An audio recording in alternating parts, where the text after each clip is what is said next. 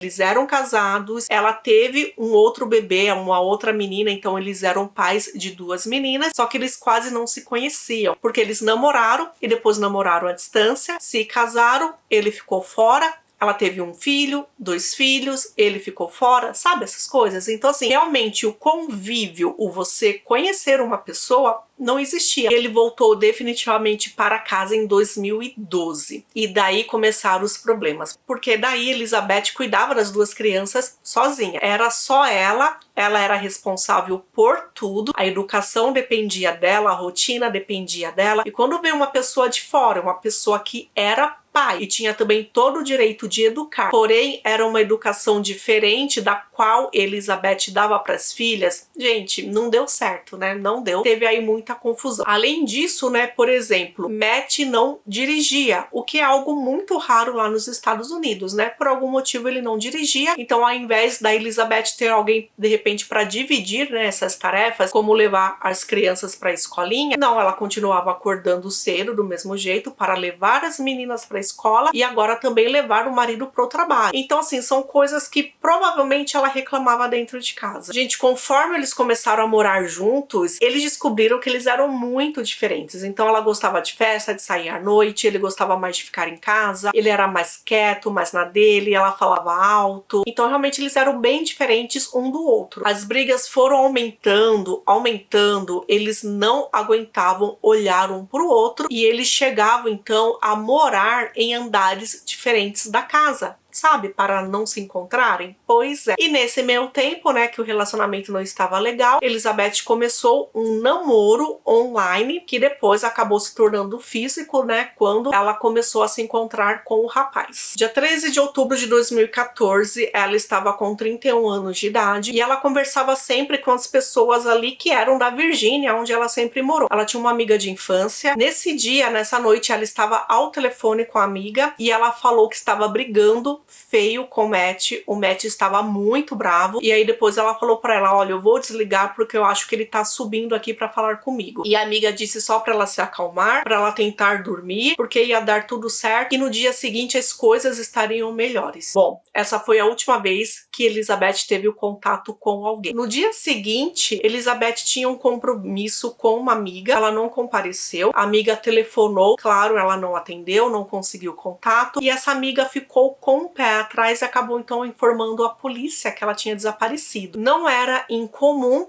que ela ficasse alguns dias ausente, sem ter contato com ninguém. Porém, mesmo assim, a polícia foi até a casa dela, né, saber se estava tudo bem. Eles conversaram com Matt. Matt deixou os policiais entrarem. Eles olharam ali, viram que não tinha nada, né, de estranho, que poderia de repente ter acontecido alguma coisa, alguma briga mais forte. E aí eles ficaram satisfeitos com o que viram. O carro dela estava na garagem, então ela não saiu de carro. Porém, Matt disse que estava sentindo falta de uma mala, do laptop dela e do celular dela. Então, provavelmente ela foi embora e acabou levando essas coisas. E tem um porém.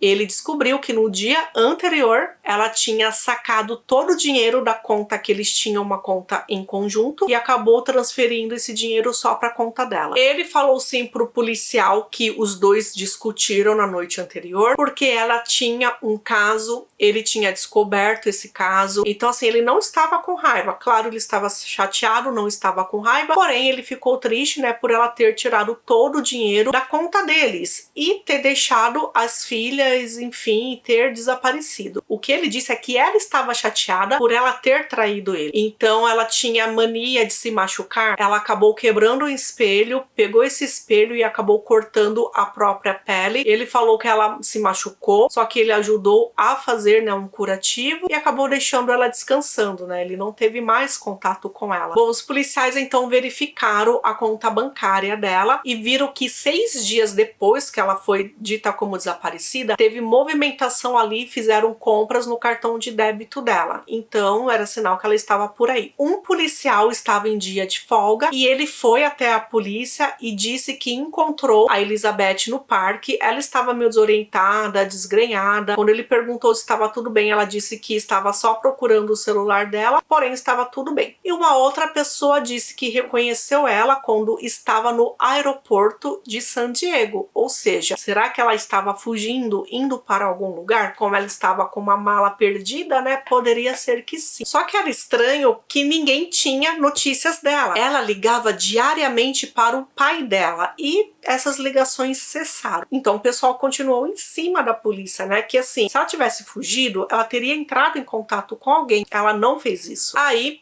as autoridades descobriram que aquele policial que estava no dia de folga acabou encontrando ela no parque desorientada. Pois é, ele se confundiu com as datas. Então o dia realmente que ele a viu tinha sido antes do dia que ela desapareceu. E aquelas compras realizadas no cartão de crédito dela também foram realizadas antes dela desaparecer. Que acontece? Em 2014, parecia que as coisas assim não eram tão rápidas, né? Então você faz uma compra com cartão, só que demorava aquela compra uns 2, 3 dias, sabe? Para cair realmente o pagamento. Então os policiais se confundiram com isso. Então realmente não houve nenhuma compra, nenhum movimento na conta dela depois do dia do desaparecimento. Então quando a polícia resolveu cavar mais a fundo, a polícia descobriu que o casal estava tendo vários problemas, sérios problemas. Por exemplo, ela chegou a ligar para a polícia 7 meses antes do desaparecimento dela. Ela disse que ela e Matt estavam brigando bem feio porque eles já estavam falando, né, em custódia de guarda das crianças, em separação, em pagamento de pensão, e ele ficou muito eufórico, ele foi até violento fisicamente com ela. Enfim, apesar dela ter feito essa denúncia, a polícia nunca bateu na porta da casa dela. Foi algo assim que ninguém nunca entendeu. Um mês antes dela desaparecer, foi quando Matt descobriu que ela estava tendo um caso. O que acontece? Esse caso dela não sabia nem que ela era casada e nem que ela tinha filhos. Porém, alguém ali da família dele viu o carro dela. Provavelmente era alguém que não tinha gostado da Elizabeth, porque olhou ali no carro dela e viu que no banco de trás tinham 2 cadeirinhas de criança. E o que que ela pensou? Ela pensou, gente, essa mulher é mãe e para estar aqui, né, com o namoradinho dela, ela resolveu largar as crianças por aí. Da onde que ela tirou essa ideia? Não sabemos, né? Porque as crianças poderiam estar, por exemplo, na escola, com uma babá, em qualquer outro local. O que ela fez? Ela denunciou a Elizabeth. Por isso, a assistência social bateu na casa da Elizabeth. Quem atendeu, então, foi o pai das crianças, foi o Matt, e daí ele descobriu, então, o caso que ela estava tendo. Claro que, assim, verificaram, então, que ela poderia ser alguém, né, que estava traindo o marido. Porém, de forma alguma, ela maltratava as filhas. Então, esse caso foi arquivado. Só que, assim, se a relação dela com o marido já estava ruim, imagina depois que ele descobriu a traição, né? Tem coisas simplesmente que não dá pra perdoar, não dá pra engolir, mesmo que você não tenha mais um afeto pela outra pessoa. Gente, que traição, né? Traição dói demais. Os policiais também descobriram que naquele 13 de outubro, ela se encontrou com um advogado exatamente para falar, né? Para dar entrada aos papéis do divórcio. E no dia seguinte, no dia 14 de outubro, que foi o dia que ela foi dada como desaparecida, ela tinha uma consulta médica marcada e ela não foi a essa consulta. A polícia também descobriu que Elizabeth queria colocar uma ordem de restrição contra a mãe do Matt, o marido da mãe dele e a irmã do Matt. Por quê? Porque ele tinha convidado essas 3 pessoas para morarem um tempo na casa dele. Então ela não queria, né, essa invasão, então ela iria entrar com essa ordem de restrição. Bom, Matt sempre foi cooperativo com a polícia e ele sempre quis falar, ele sempre era o primeiro a levantar a bandeira que ela fugiu de casa, ela não queria mais essa vida. Então a polícia entrou na casa dele, olhou ali onde tinha que olhar, né? Enfim, não encontraram nada, não desconfiaram de nada. Ele encontrou os diários da esposa e deu esses diários para a polícia. A polícia acabou descobrindo que ela tinha um problema, que ela enfrentava um distúrbio mental, ela tinha um transtorno de personalidade, que ela ficava muito irritada, que ela tinha medo às vezes de perder as pessoas, então assim, mexia bastante com o humor dela. Porém, ela já estava sendo medicada. Por outro lado, falavam que ela só tomava os medicamentos, inclusive quantidade a mais de comprimido, para ela ficar animadinha, sabe? Ela gostava muito de beber, de tomar esses medicamentos, né, para ter algumas alucinações, e também ela usava substâncias ilícitas. Muitas vezes os amigos falavam que ela usava essas mesmas substâncias com o marido, né? Matt topou fazer um teste do polígrafo e disseram que ele passou nesse teste. No diário dela,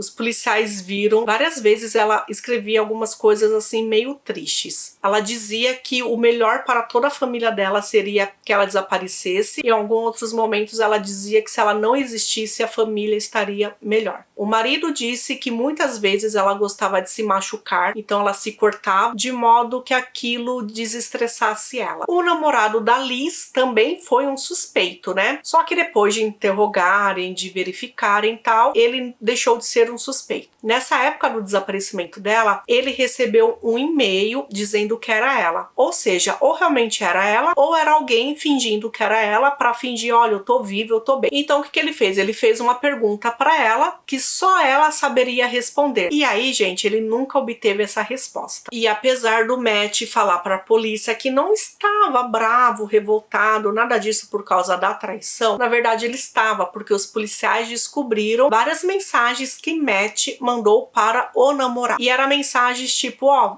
você vai ficar com ela, agora você vai ver, eu tô aqui fazendo a mala dela pra ela ficar aí com você, sustenta, não sei o que, vamos ver se você gosta. Sabe essas coisas assim, bem de gente bem doída?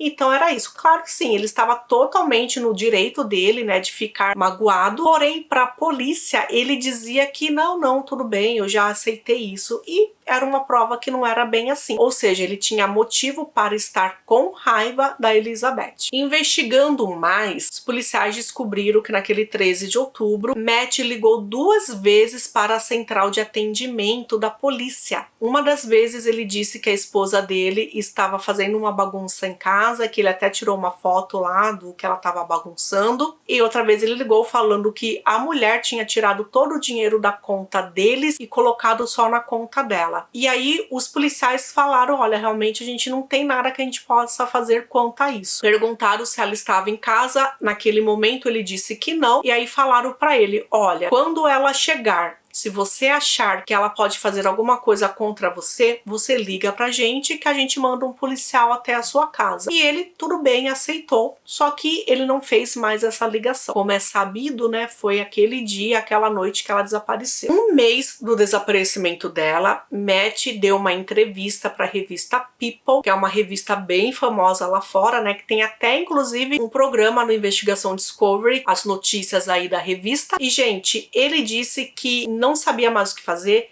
que estava esse tempo todo procurando a esposa, que andava na rua achando que qualquer pessoa era ela, tinha emagrecido 25 quilos, não conseguia dormir, não conseguia pensar em outra coisa e não conseguia deixar de pensar como seria a vida das filhas dela sem a mãe, né? Por que ela não aparece? Por que ela não liga? Enfim. Só que aí a preocupação parece que era da boca pra fora, né? Exatamente 3 meses depois que ela desapareceu, ele cancelou o celular dela, ele deixou de pagar o plano, pagar a conta. O que isso quer dizer? Como você vai entrar em contato com uma pessoa se ela não tem mais o celular dela, né? E assim, se ela ligasse o celular dela, porque o celular dela estava desligado desde o dia que ela desapareceu, se ela ligasse, a polícia poderia verificar, né? Rastrear onde ela estava. Só que não, gente, ela não tinha mais esse telefone, não era mais dela. Olha a gravidade. E, gente, nessa mesma época, 3 meses depois, ele estava com uma namoradinha nova e ele levou essa namorada para morar na casa dele. 3 meses. Ou ele já estava namorando antes, né? Assim como a esposa estava tendo aquele namorado, poderia ser ele também. Ou ele começou a namorar logo depois do desaparecimento e, mais uma vez, ele coloca alguém que ele basicamente não conhece dentro de casa. Porque a gente for relembrar, foi isso que ele fez com a Elizabeth, né? Ele mal conhecia a Elizabeth, acabou pedindo ela em casamento, enfim, essa falta de compatibilidade, né? Foi o que ocasionou tudo isso. Investigando as compras do Matt,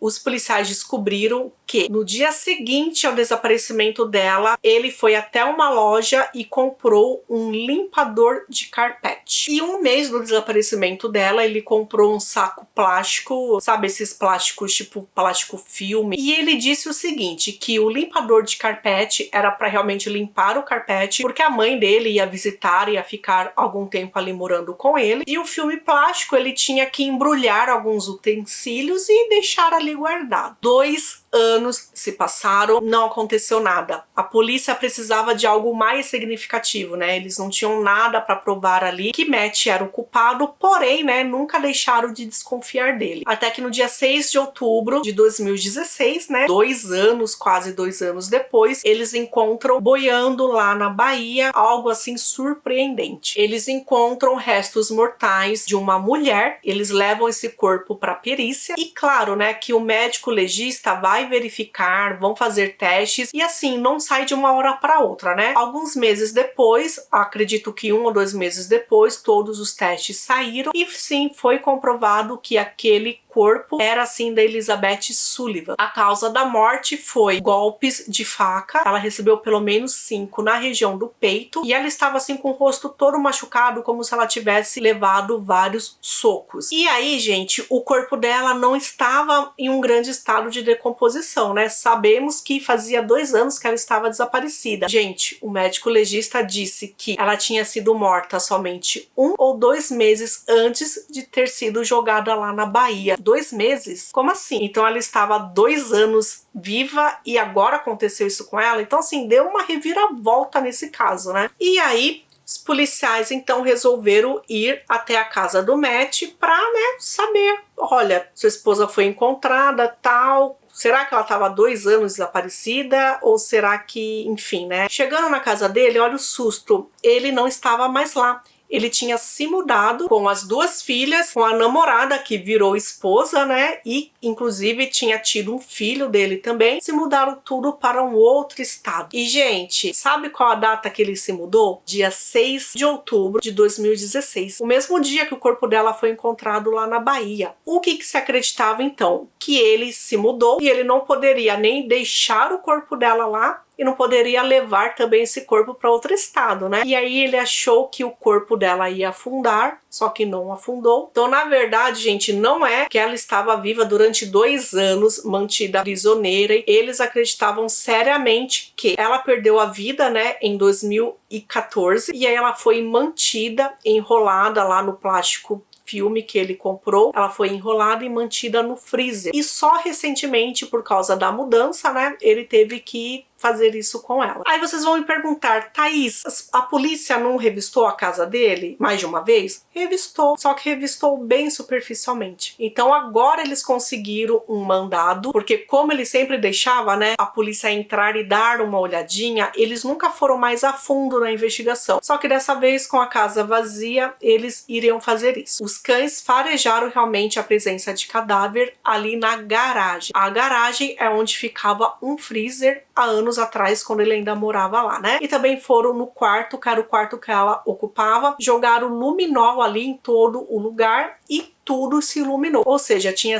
na parede, na maçaneta da porta, na maçaneta do banheiro, no carpete. Viram também que embaixo do carpete tinha uma grande mancha e essa mancha, gente, acabou sendo absorvida no piso. Então foi bem feia a quantidade de daquela região. A polícia levou todas essas evidências, só que mesmo assim a promotoria disse que eles não poderiam prender o Matt, que aquilo não daria, por exemplo, para ter um julgamento. Então eles continuaram investigando. E aí eles resolveram mais uma vez dar uma olhada geral, forte ali na casa, e eles resolveram ir até o sótão. O sótão é aquela parte, né, que fica em cima da casa, onde a gente coloca a tranqueira, né? Algumas pessoas fazem até um quarto ali e tal, normalmente é para deixar tranqueira. E aí eles perceberam que eles nunca olharam realmente de verdade aquele local. Eles só subiam lá e falavam, ah, tá legal, um sótão, não tem nada, e desciam. Eles resolveram olhar melhor e verificaram assim que várias madeiras daquela região estavam quebradas, como se alguém tivesse andado, pisado por ali, e descobriram vários forros soltos. Olharam melhor esse forro na parede e descobriram um canivete. Só que não é esse canivete pequenininho que a gente tem em casa não, gente. É canivete estilo militar, é o canivete. Levaram, né, esse canivete então para perícia e descobriram que tinha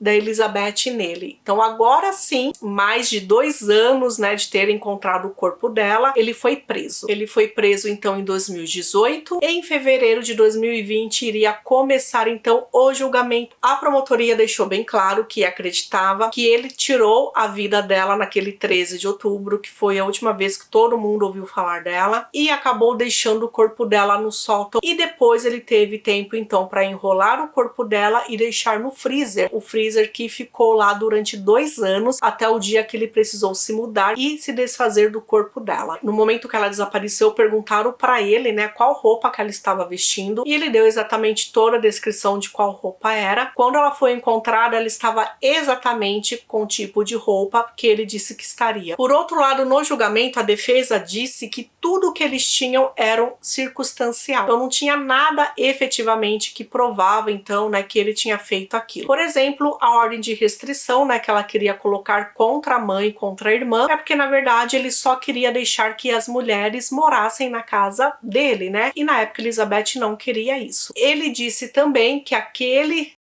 encontrado ali no carpete é porque Elizabeth tinha se machucado de propósito naquele dia, que foi no dia inclusive que o marido ajudou ali nos machucados. A defesa queria fazer o seguinte: colocar o Matt como o cara perfeito, o cara que era da marinha, que fazia tudo certinho, e colocar Elizabeth como a mulher má, que não cuidava dos filhos, que tinha um caso extraconjugal, que utilizava substâncias ilícitas. Lembrando que o que, né, gente? Foi comprovado que os dois utilizavam juntos essas substâncias. Bom, terminando o julgamento, demorou 1 dia para o júri deliberar e eles consideraram o Matt inocente de tirar a vida dela em primeiro grau, ou seja, eles acreditavam que não foi com intenção e nem premeditado, porém sim ele foi considerado culpado de ter tirado a vida dela em segundo grau, que é quando não há intenção, né? Então de repente foi pela fúria do momento, pela raiva que ele acabou fazendo aquilo. O júri então, eles sugeriram ao juiz que ele recebesse a pena mínima sem condicional de 16 anos de prisão, né? E foi isso então que o juiz fez. O juiz falou que todas aquelas provas eram suficientes para mostrar que ele era frio, calculista, que ele não quis dar o divórcio para a esposa e que ele preferiu então tirar a vida dela e esconder ela durante anos. Então ele recebeu a pena de prisão perpétua com um mínimo de 16 anos, ou seja, depois de 16 anos preso, que será em 2036, ele poderá pedir a liberdade condicional. Gente, essa é a história de hoje. É um caso assim que incompatibilidade deve acontecer várias e várias vezes, né? Deve ser comum aí, principalmente em casais que só se conhecem realmente depois que se casam, né? Só que, gente, isso não é motivo para acabar, para tirar a vida de uma outra pessoa. Quem sempre sai perdendo nessas histórias são os filhos, são as crianças que acabaram perdendo o pai e a mãe, né? Muito triste. Porque pareceu que a polícia estava desinteressada nesse caso. Será que era porque ela era negra? Porque muitas pessoas na época chegaram a falar isso. Ou será que era porque Matt era marinheiro? E aí, por ser marinheiro, teoricamente ele seria uma boa pessoa, acima de qualquer suspeita? Estranho, né? Felizmente esse caso foi solucionado, a justiça de certa forma foi feita. Claro que ele poderá sair em liberdade condicional, porém, né, gente, aí ele já perdeu anos e anos da vida dos filhos dele.